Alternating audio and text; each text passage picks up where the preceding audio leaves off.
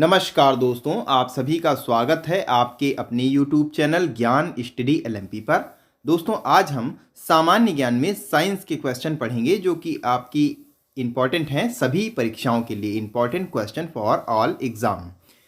तो आइए दोस्तों, आज की साइंस की क्लास हम शुरू करेंगे। क्लास शुरू करने से पहले अगर दोस्तों आप चैनल पर पहली बार आए हैं तो चैनल को सब्सक्राइब कर लें, साथ में बेल आइकन को अंडर प्रेस कर लें, जिससे डेली की डेली जो हमारी क्लास होती है उसकी जानकारी आपको मिलती रहे। तो अब दोस्तों आइए आज की क्लास शुरू करेंगे। आज की क्लास का हमारा पहला प्रश्न है, निम्न में से सर्वाधिक क्रियाशील धातु है। कौन सी सर्वाधिक क्रियाशील धातु है आपको बताना है। जस्ता, तांबा, लिथियम, चांदी। तो निम्न में से सबसे सर्वाधिक क्रियाशील धातु लिथियम हो जाएगी। तो यहाँ पर दोस्तों सी ऑप्शन हमारा सही उत्तर हो जाएगा। सी ऑप्शन दोस्तों यहाँ पर हमारा सही उत्तर हो जाता है।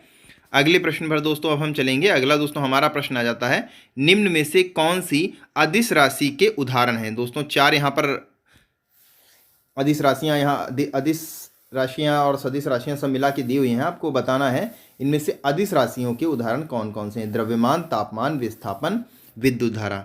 अब दोस्तों यहाँ से ऑप्शन आएंगे, option A, option B, option C, option D. तो इसमें दोस्तों सही उत्तर हो जाएगा। इसमें दोस्तों द्रव्यमान हमारी अदिश राशि है और तापमान भी हमारी अदिश राशि है और विद्युत धारा भी हमारी अदिश राशि है। तो 1, 2, 4 ये हमारे सी ऑप्शन में दिया हुआ है। तो सी ऑप्शन दोस्तों यहाँ पर हमारा सही उत्तर हो जाएगा। और विस्थापन दोस्तों जो बचता है ये हमारी सदिश राशि है। विस्थापन हमारी सदिश राशि है। तो यहाँ पर हमारा सी ऑप्शन सही उत्तर हो जाएगा। आइए अगले प्रश्न पर चलेंगे। अगला दोस्तों 3 नंबर का हमारा प्रश्न आ जाता है, प्रकाश वर्ष किसकी इकाई है। दूरी की, समय की, धारा की, प्रकाश की। तो प्रकाश वर्ष मात्रक होता है दूरी का। तो यहाँ पर हमारा ए ऑप्शन दोस्तों सही उत्तर हो जाएगा। यहाँ पर हमारा ए ऑप्शन सही उत्तर हो जाएगा। एक प्रकाश वर्ष निर्वात में प्रकाश के द्वारा तय की गई दूरी है जो 9.46 इंटू 10 की पावर 15 होता है, मीटर के बराबर होता है। तो यहाँ पर दोस्तों हमारा ए ऑप्शन सही उत्तर हो जाएगा। आइए दोस्तों अगले प्रश्न पर चलेंगे। अगला दोस्तों हमारा प्रश्न आ जाता है, निम्नलिखित कथन में से कौन सा कथन सही है। कथन 1 में है, पारसिक दूरी मापने की सबसे बड़ी इकाई है। और एक पारसिक का मान यहाँ पर दिया हुआ है। आपको अब इनमें बताना है कौन सा सही है। 4 ऑप्शन दिए हुए हैं, ए, बी, सी, डी, 4 ऑप्शन दिए हुए हैं। अब आपको यहाँ पर बताना है कौन है सही है। तो इसमें दोस्तों हमारे दोनों ही कथन एकदम सही हैं। दोनों जो दिए हुए हैं कथन ये एकदम सही हैं। तो इस प्रकार दोस्तों यहाँ पर हमारा सही उत्तर हो जाएगा। ऑप्शन सी यहाँ पर हमारा सही हो जाएगा। सी ऑप्शन दोस्तों यहाँ पर भी हमारा सही उत्तर हो जाएगा। आइए दोस्तों अगले प्रश्न पर चलेंगे। अगला दोस्तों हमारा 5 नंबर का प्रश्न आ जाता है, ल्यूमेन किसका मात्रक है। ज्योति तीव्रता का, ज्योति फ्लक्स का, उपरोक्त दोनों का और इनमें से कोई नहीं। तो इसमें दोस्तों ज्योति फ्लक्स का ल्यूमेन मात्रक होता है। तो यहाँ पर दोस्तों हमारा बी ऑप्शन दोस्तों क्या हो जाएगा, सही हो जाएगा। बी ऑप्शन यहाँ पर हमारा सही उत्तर हो जाएगा। अगले प्रश्न की ओर चलेंगे। अगला दोस्तों हमारा 6 नंबर का प्रश्न आ जाता है, यंग प्रत्यास्थता गुणांक का एसआई मात्रक क्या है। 4 ऑप्शन आपके सामने दिए हुए हैं, डायमंड प्रति सेकंड, न्यूटन प्रति मीटर, न्यूटन स्क्वायर प्रति मीटर, मीटर स्क्वायर प्रति सेकंड और आखिरी में है न्यूटन प्रति मीटर स्क्वायर। ये दोस्तों ये दो दिया है ये स्क्वायर के रूप में दिया हुआ है। इसमें दोस्तों हमारा डी ऑप्शन सही उत्तर हो जाएगा, न्यूटन प्रति मीटर स्क्वायर। न्यूटन प्रति मीटर स्क्वायर हो जाएगा। तो यहाँ पर हमारा डी ऑप्शन दोस्तों सही उत्तर हो जाएगा। अगले प्रश्न की ओर चलेंगे दोस्तों अब हम।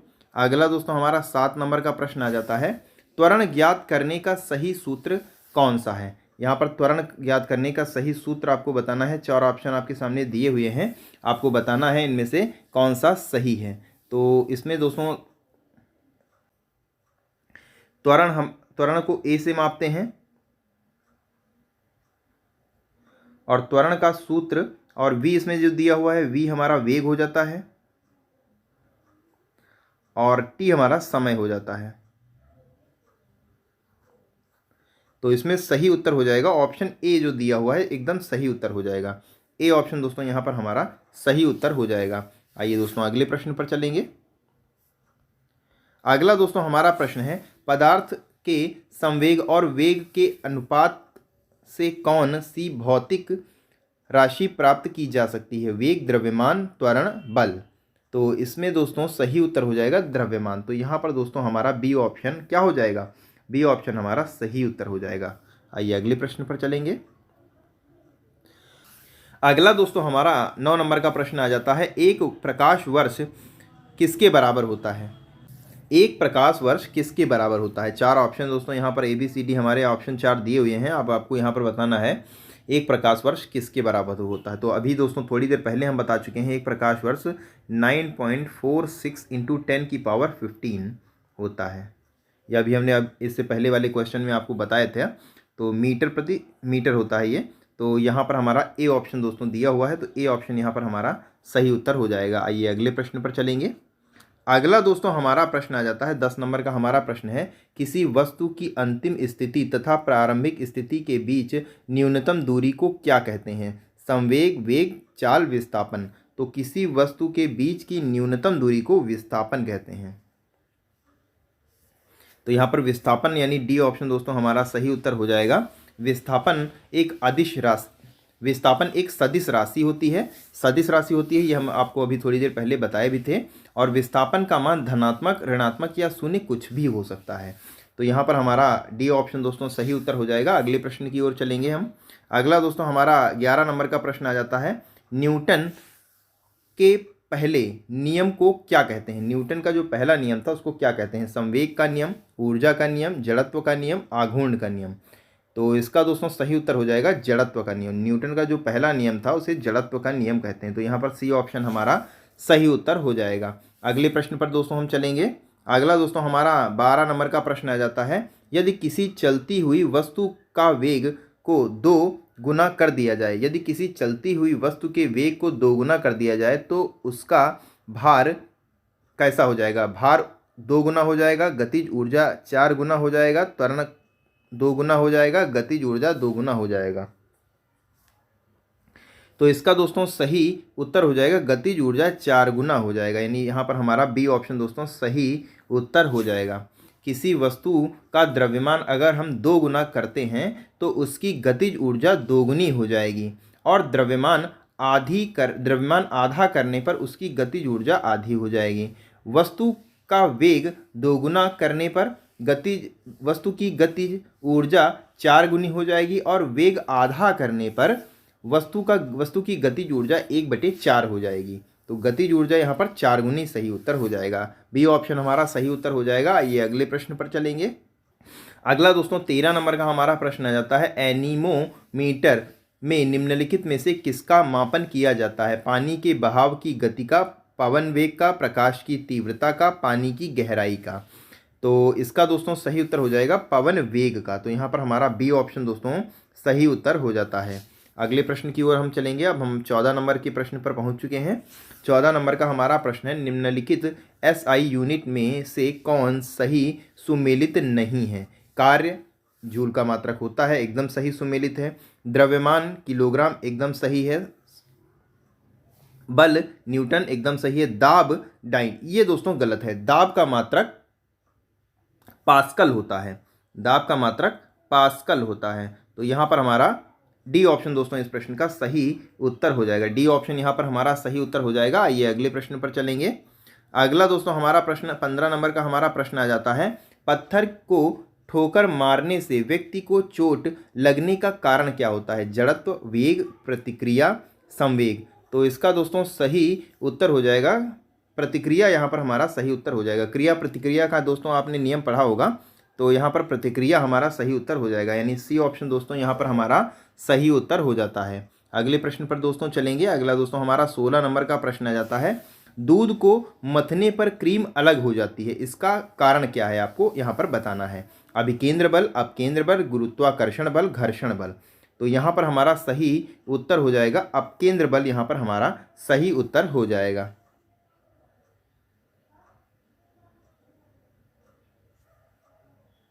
तो यहाँ पर हमारा बी ऑप्शन दोस्तों सही उत्तर हो जाता है। अगले प्रश्न की ओर चलेंगे। अगला दोस्तों हमारा प्रश्न आ जाता है, बल गुणनफल है, क्या है? द्रव्यमान और त्वरण का, द्रव्यमान और वेग का, भार और वेग का, भार और त्वरण का। तो यहाँ पर दोस्तों सही उत्तर हो जाएगा द्रव्यमान और त्वरण का। तो यहाँ पर दोस्तों हमारा ए ऑप्शन सही उत्तर हो जाता है। गति के दूसरे नियम से हम किसी वस्तु पर लगने वाले बल की माप की विधि मिलती है। बल को उस वस्तु से उत्पन्न त्वरण और वस्तु के द्रव्यमान के गुणनफल से प्राप्त किया जा सकता है। तो यहाँ पर हमारा द्रव्यमान और त्वरण सही उत्तर हो जाता है, यानी ए ऑप्शन हमारा सही उत्तर हो जाता है। अगले प्रश्न पर हम चलेंगे। अगला दोस्तों हमारा 18 नंबर का प्रश्न आ जाता है। अगला दोस्तों हमारा 18 नंबर का प्रश्न आ जाता है, निम्नलिखित में से कौन सा मिलान गलत है? डायनमो विद्युत ऊर्जा को यांत्रिक ऊर्जा में, सितार यांत्रिक ऊर्जा को ध्वनि ऊर्जा में, विद्युत सेल रासायनिक ऊर्जा को विद्युत ऊर्जा में, और डी ऑप्शन में है प्रकाश विद्युत सेल प्रकाश ऊर्जा को विद्युत ऊर्जा में। तो इसका दोस्तों यहाँ पर सही उत्तर हो जाएगा।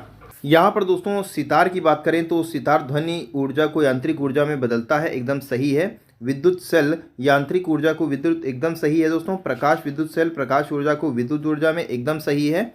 ये दोस्तों सही नहीं है।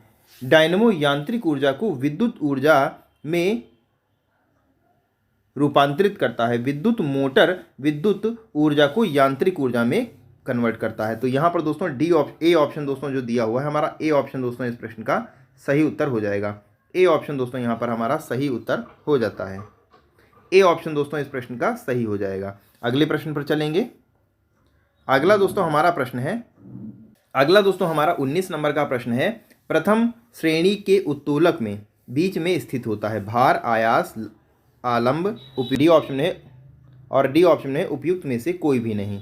तो इसका दोस्तों सही उत्तर हो जाएगा आलंब, यहाँ पर हमारा सही उत्तर हो जाएगा, यानी सी ऑप्शन दोस्तों हमारा यहाँ पर सही उत्तर हो जाएगा।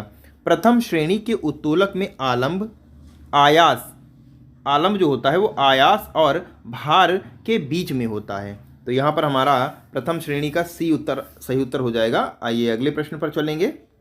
अगला दोस्तों हमारा प्रश्न है, नींबू निचोड़ने की मशीन किस श्रेणी की उत्तोलक है? प्रथम श्रेणी, द्वितीय श्रेणी, तृतीय श्रेणी, उपरोक्त में से कोई नहीं। तो नींबू निचोड़ने की जो मशीन होती है वो द्वितीय श्रेणी की मशीन होती है। तो यहाँ पर हमारा बी ऑप्शन दोस्तों सही उत्तर हो जाएगा। द्वितीय श्रेणी में क्या होता है? द्वितीय श्रेणी में आलंब आयास और भार के बीच होता है। तो यहाँ पर हमारा बी ऑप्शन सही उत्तर हो जाएगा। अगले प्रश्न पर दोस्तों हम चलेंगे। अगला दोस्तों हमारा 21 नंबर का प्रश्न आ जाता है, हीमोग्लोबिन में निम्न धातु होती है, कौन सी होती है? Magnesium, iron, calcium, cobalt. तो हीमोग्लोबिन में आप सभी को पता होगा आयरन होता है। तो यहाँ पर बी ऑप्शन दोस्तों हमारा सही उत्तर हो जाएगा। अगला दोस्तों हमारा प्रश्न है, पौधे अपना भोजन किस द्वारा बनाते हैं? किसके द्वारा बनाते हैं? पत्तियों द्वारा, टहनियों द्वारा, जड़ों द्वारा, फूलों द्वारा।